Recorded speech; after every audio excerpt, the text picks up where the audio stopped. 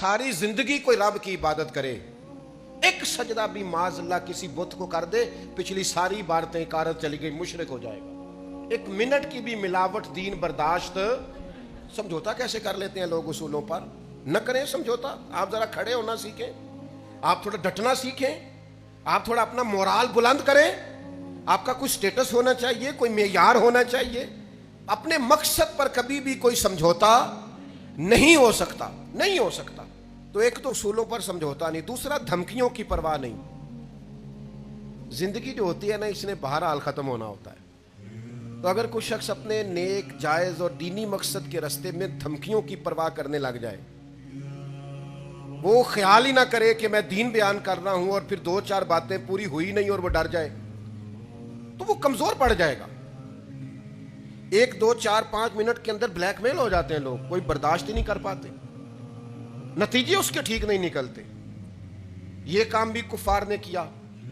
नबी पाक अलैहिस्सलाम ने ऐलान नबुव्वत किया तो सिलसिला जब आगे चला तो एक टाइम ऐसा आया कि सारी बरादरी इकट्ठी होके जनाब अबू तालिब के पास आ गए। यही चचा थे जो हुजूर की हर हवाले से तरफदारी भी करते थे, हिमायत भी करते थे। वो आए, आके जनाब अबू तालिब से कहा कि यहां तो आप अपने भतीजे को मना करें, वो हमारे माबूदों को बुरा भला कह के हमारे जज्बात को ठेस पहुंचाते हैं माज़अल्लाह, या फिर आप तैयार हो जाएं हमसे जंग करने के लिए।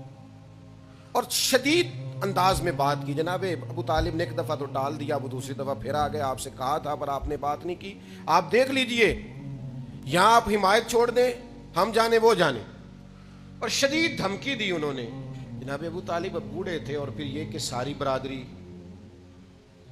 उन्होंने नबी पाक अलैहिस्सलाम को बुलाया, सरकार तशरीफ लाए तो कहा भतीजे मैंने हर मौके पर आपकी मुकम्मल हिमायत की है, मैं सारी बरादरी का बोझ नहीं उठा सकता, आप अपने कबीले के साथ बैठ के बात कर लें। और वो कह रहे हैं कि यहां तो आप बाज आ जाए, यहां फिर जंग होगी। तो ये मेरे रसूल पाक अलैहिस्सलाम का मकसद के लिए अज़्म है। नौजवानों सुनो और याद रखो, करीम फरमाने लगे कि जरा लफ्जों की हरारत देखना और जुमलों का रोब देखना और गुफ्तगू का वलवला देखना। करीम फरमाने लगे चचा ये मेरे सीधे हाथ पर सूरज ला के रखें और दूसरे पर चांद ला के रखें तो दीन की तबलीग फिर भी नहीं छोड़ूंगा, कहता रहूंगा ला इलाहा इल्लल्लाह।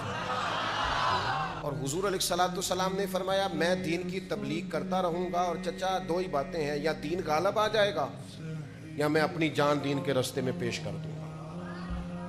ये रसूल पाक का दिया हुआ फलसफा है कि आपको दीन का काम करना है तो जान लड़ा के करना है। ये शहादत गाहे उल्फत में कदम रखना है। लोग आसान समझते हैं मुसलमान होना, आपको फिर पूरी मुशक्कत के साथ जख्म पे जख्म खा के जी खूने जिगर के घूंट पी आह न कर लबों को सी। ये इश्क है, कोई दिल लगी नहीं।